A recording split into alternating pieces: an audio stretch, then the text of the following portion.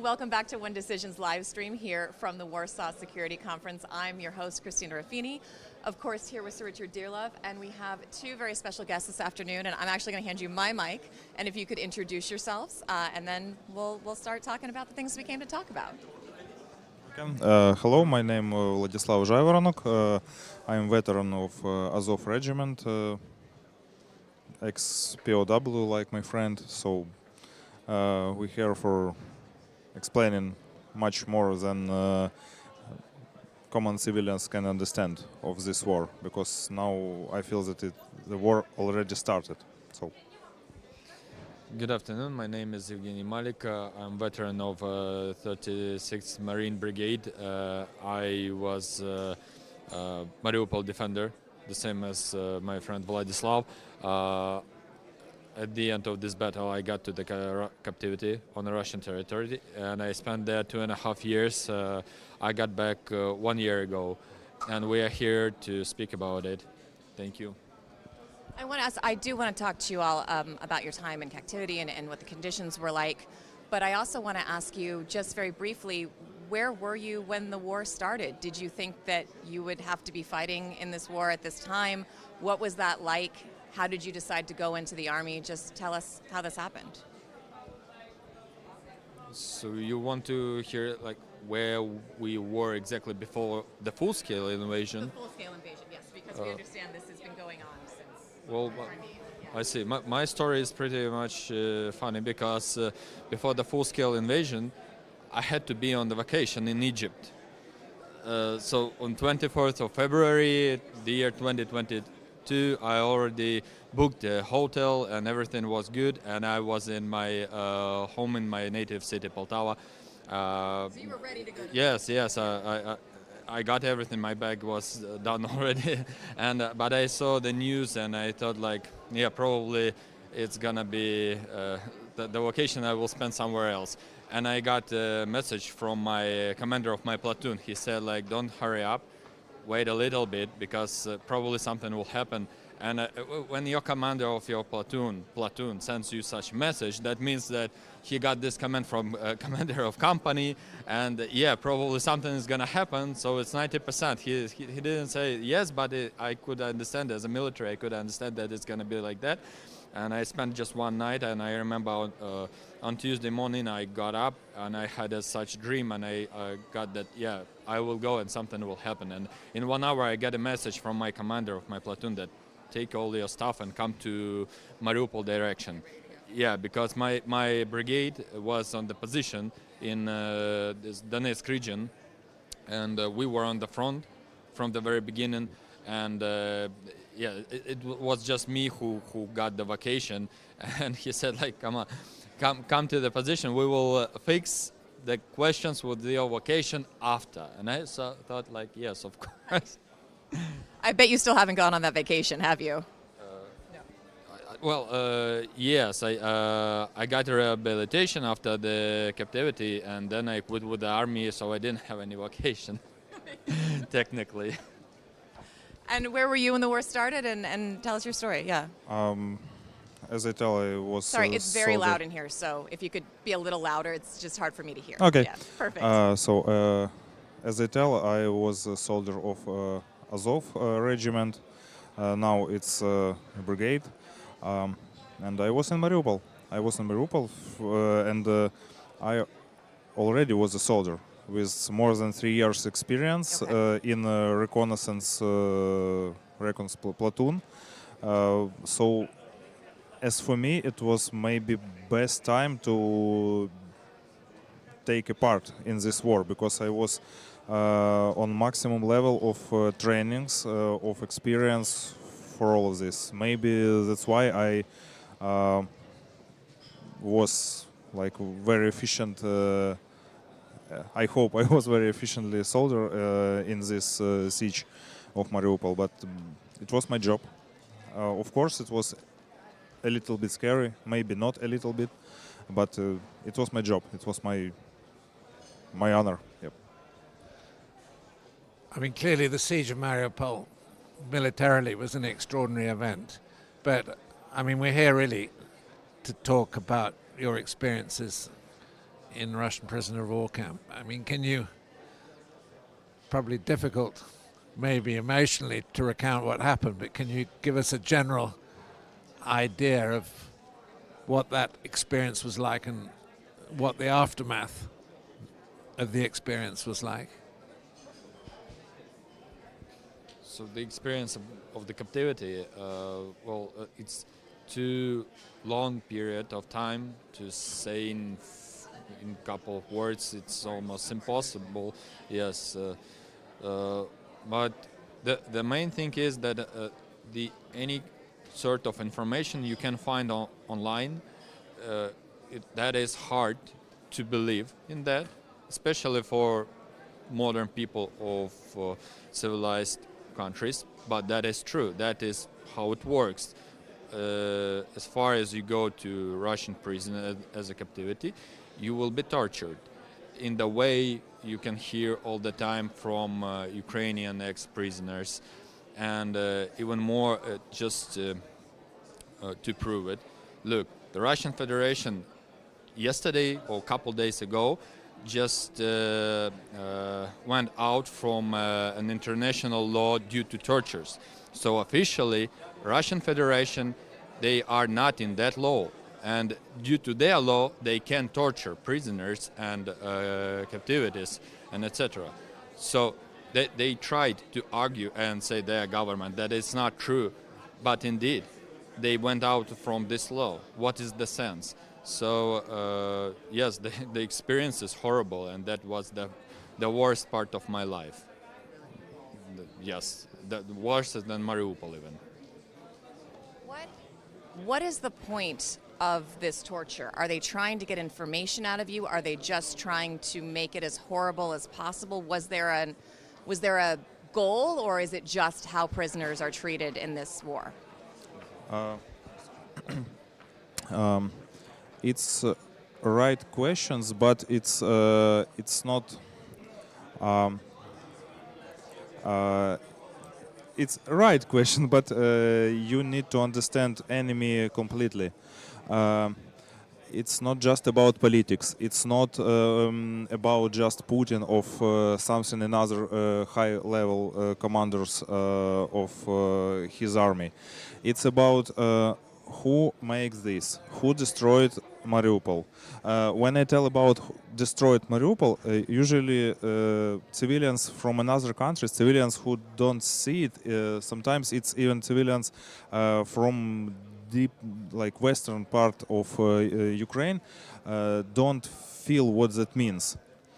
Russians blocked all this city at the 6th day of after beginning this big-scale invasion, and they destroyed blocks of the city with civilians inside. So when you see old photos since 2022, you see burned houses, burned blocks, and you need to understand that almost all oldest people died inside. So according statistics, it's close to 100,000 of people, civilian people, died in Mariupol.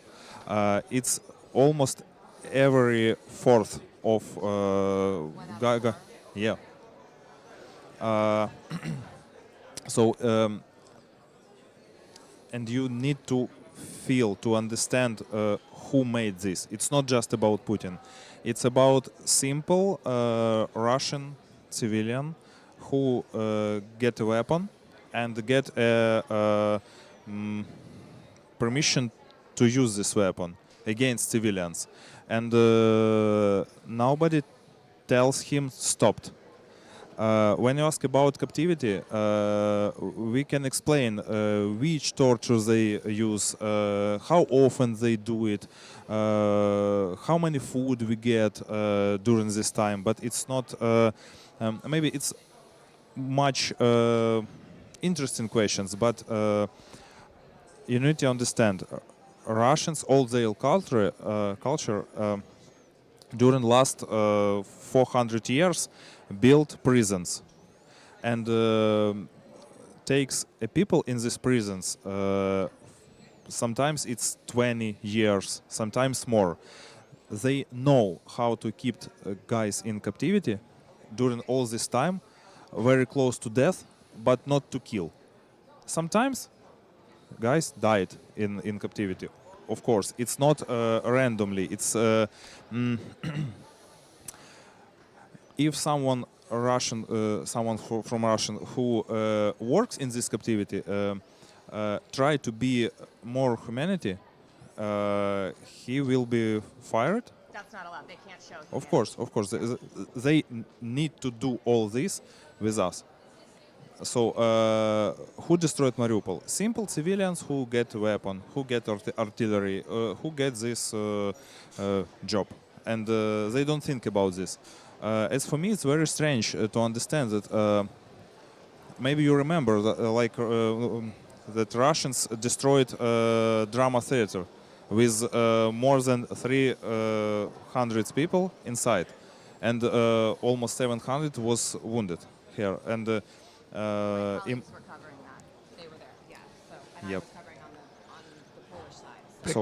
and a pilot who do this comes back at his home, hug his wife, and feel himself very, very well. But So, can I ask you a personal question? I mean, you clearly were wounded and lost a leg. Did that happen in Mariupol? yeah, it's but I happened mean- in Mariupol. I have to. How long did you have to? I mean, when you were in prison, did you have a prosthetic or? I have prosthetic now more than 3 years because I get this wound at the last night of siege of Mariupol. So I can tell about this, but I think it's not so interesting question. Like, No, I can understand it's emotional, but on the other hand, I mean, I think can you describe a little more the realities of a Russian prison? But you said it was the worst time of your life. You've talked about how they keep you at the verge of death. They know they've been doing this a while. They know how to starve you just enough. Probably keeps prison populations in line, complacent, low energy. I don't want to say what was the worst part of it, but did anything surprise you?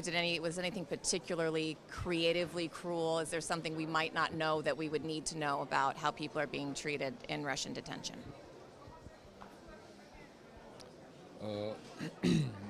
Well, frankly speaking, I was surprised on the territory of Russian Federation. As you know, for the very beginning of the captivities, they got to Olenivka in Donetsk region, which is occupied. That is an old Ukrainian prison, but after that they just spread all the Ukrainians to Russian Federation, to Russian prisons. And the sense of tortures you asked, I have my own personal story. When we got to the Russian Federation first day, we got to this Russian prison, and we got 240 captivities there, Ukrainian prisoners, probably. And now our floor, we heard that someone came, opened the room, and asked some surname of some Ukrainian prisoner. He went out, they just disappeared somewhere. And in probably 10-15 minutes, we heard the screams. But that was the first experience, not just in the captivity, but in the prison at all. Like, we are militaries, we are not criminals, so we didn't know what is that. We didn't even discover for the very beginning that we are in the prison. And one of the guy in my room said that's okay, guys, till the Easter we will be at home. This is a religious, You'll be home by Easter. yes, that's Christian big day. They will fix it. And I said, like, are you joking? Like, what? Didn't you get what is going on? And he was like, no, what? And I said, like, look, we are here after the Mariupol battle. How many people were killed in Mariupol? Hundreds of thousands. Who did it? and he was like, "What a stupid question! Didn't you see the Russian aircrafts, air jets bombing the city more than 1 month? They did it." And I said, "Yes, of course. They will take you to that room. Where is this guy right now? And you will say them. You will tell them this story. We will see what happened." And that was the truth. That was the truth. That for the very beginning they tortured us to make us take all these victims, all this death on us, to make it legitimate. It's like.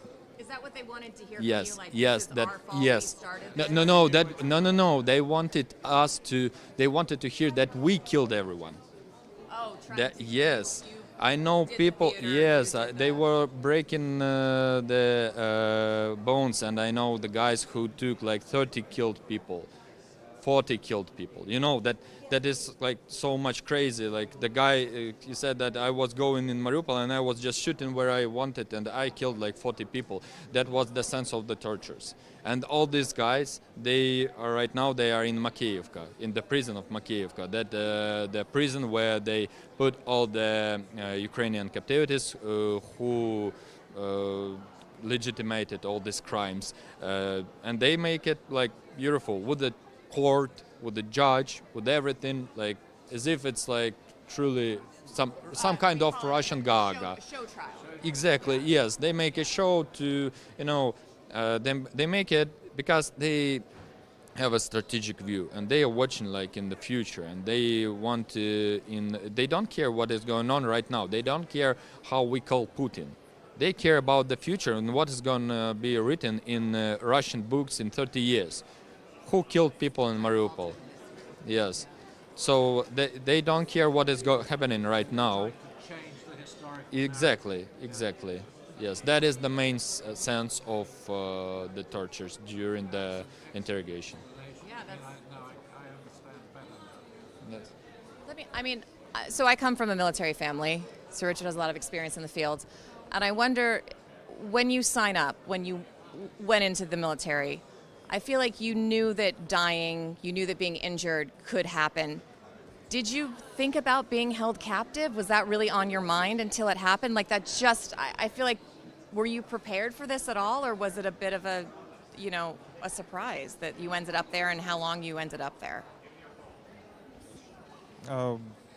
Of course, when I take a decision to be a part of army, of course I understand all risks about this. So, of course, it's okay for me. Yeah.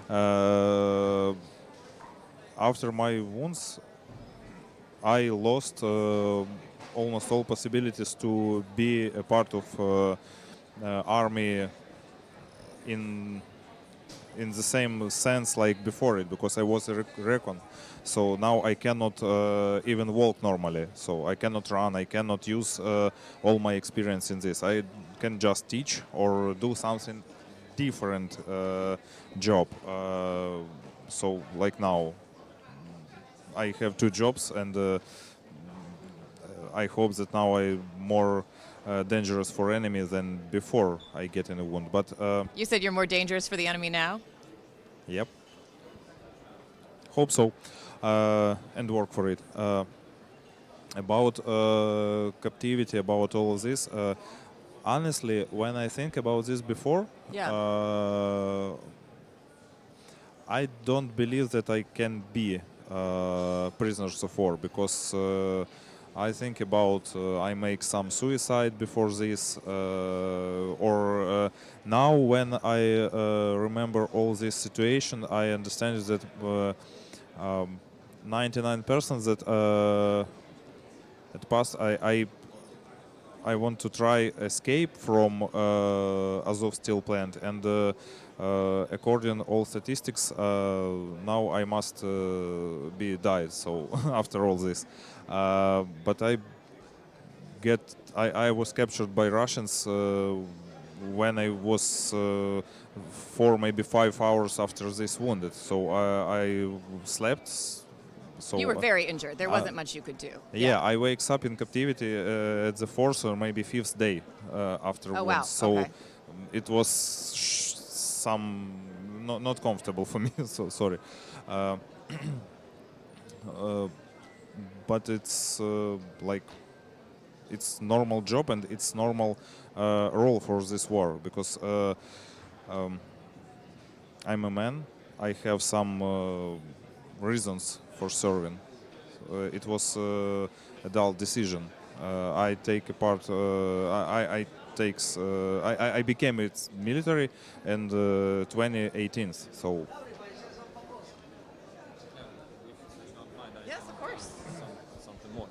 Yes, about the captivity. When, in case you are volunteer in army, you made your own choice, and all of us were like that till the year 2022. I think that the army was professional in Ukraine, and the same was me. I thought that I will never get to the captivity. I didn't even think about it, but sometimes I thought about it, and I thought that I will not let me get into the captivity. I will like kill myself like a truly samurai like that. But I can tell you that when this situation happens, at the very last moment, you can find 100 reasons why you should survive right now and why you should live. So this is the reality, you know. You have something. By surviving, you now have an important role to play. Yeah, I think so. What is, I mean, we're a little bit out of time. I could talk to you guys for like an hour, so apologies. But I do want to ask, what kept you going? What made you want to keep going? What did you, was there something that you held on to that you look forward to? And as you're talking to people like us and people in the US and people in Europe, what do they need to know about your experience, about Ukraine, about this war? So you want to know what makes us keep going? Wanted us to survive in the captivity? What helped you survive? What did you Okay, think about? yes. What made you keep going? Of course. Well, for the very beginning, we are Ukrainians. Mostly, we are Christians, and that is a really bad thing as a suicide due to our religion. So you cannot kill yourself. So this is the first thing, religion. The second thing is mother, because yes, I know my mother. I know how she loves me. So, and I couldn't like imagine what's gonna happen to her in case she will discover that I am dead. So that is the second reason. Basically, that's it. That's two main reasons. But even though, yeah, good reasons. But even though that is so hard to stay under control in the captivity that you cannot even imagine. Like even with these two great reasons, I was like so much close. I was run off my strength almost, and thanks God I got back. But the thing is that a lot of guys, even from my room, from my prison, are still there, and Russians don't want to let them back. They are there. They are even without any guilt. They are just in as a prisoners without any this war criminal thing. That they are just captivities. They do their nothing. Russians are beating them just for fun. Guards, I mean, because they are like this. Russians are crucial. You have to understand. Russian guards and French guards or Canadian guards, that's a big difference. It's just difference in the mentality. For them, that's normal to beat you up, and because they are boring. That is the reality. They have nothing else to do. Yes, exactly. Yes, moreover, the administration. This is the rule of administration. Administration controls that. They can let them do this or deny. And in the majority of cases, we know that this is the way of administration controls the situation. They call this strict regime. So they want to make us to be afraid. So we will be quiet, and this is the administration way. We heard it. when guards were speaking about it to each other on the corridor, that the administration led them, that administration commanded them to beat us up every day since 9 a.m. to 11 a.m., approximately 2 hours. And but they don't care about it, they like it. So we heard they were speaking about it between each other. So the thing is, we are speaking about it to mention the people, to let the mass media in the civilized countries to know that people are still there. Russians, exactly Russians, don't want to let them go back. And I can prove this, because how did I come back to Ukraine? Russians didn't want us to give us back, especially Mariupol mariners and Azov regiment soldiers. The majority of us are still there. And the thing is that exactly, they hate us. Yes, they hate us because of this Mariupol. 1.5 months of this fight, we broke this myth that Russian army is unbeatable. It is beatable. That is real. But the thing is that they didn't want us to go back home. But we got an operation in Kursk region, on Russian territory, as you know, in summer 2024. And our soldiers got a lot of conscripts, Russian conscripts. And Putin said that Russian conscripts will not fight in this war. He promised, because he didn't want to get all these problems with the mothers and etc. So he wanted to get the quiet situation, controlled and stable situation in his own country. And what happened when the Russian conscripts got in Ukraine? We made an exchange in 1 month, immediately. Now tell me, please, who don't want to let our captivities go back home? Which side? As far as Russian conscripts got to the Ukrainian army, Russians made an exchange immediately in 1 month. So. Very quick, we have to go, but I do want to give you a chance. Is there anything else you want to make sure people know, why you're out, why you're talking about it? And yeah, just tell me. Sometimes I go to Berlin for my job, and when some Germans ask me about what Russians do in Ukraine, I answer that you need to ask not me about this. You need to ask your grandmas what Russians do with civilians in Germany after Second World War. When you want to ask what Russians do with guys in captivity, I can explain, I can tell about this, he can tell about this. But they can ask this for their grandpas who be German prisoners of war in Soviet Union after Second World War. Because the experience is the same, is that what you're saying? It's the same experience. Hundreds of years in Russians, it's the same experience with prisoners. And prisoners of war in bad condition, in much worse condition than normal prisoners in Russians. Because when some guys who works in this prison have a time with work with these prisoners, they understand that Russian prisoners in Russian prison